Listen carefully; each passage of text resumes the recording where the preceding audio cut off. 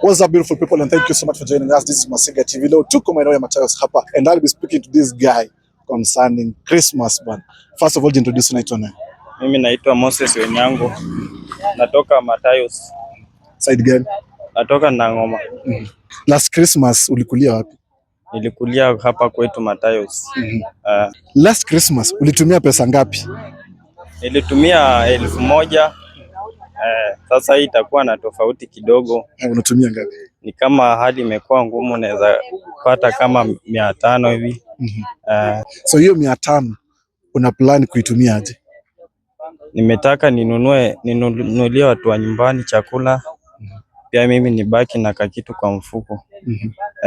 Utakuwa peke yako ama uko na mrembo mahali mwenye utakuwa unatembea naye? Niko peke yangu. Mbona huna mrembo? Ndio kutafuta. Shida ni gani? Muda wote umekuwa single? Hapana. Nimekuwa naye but kwa sasa nimekuwa busy sana, sasa ndio naenda sasa kutafuta Matayos. Sasa leo unaenda kutafuta msupa. Wakukua ule mwenye utakuwa naye kesho.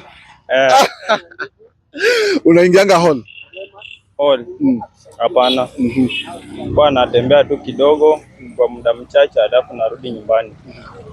Kwa sasa saa hizi ni kama nini imekuwa mbaya, watu wamekuwa wanyama sana kutenda vitu mbaya, sasa inabidi urudi nyumbani mapema.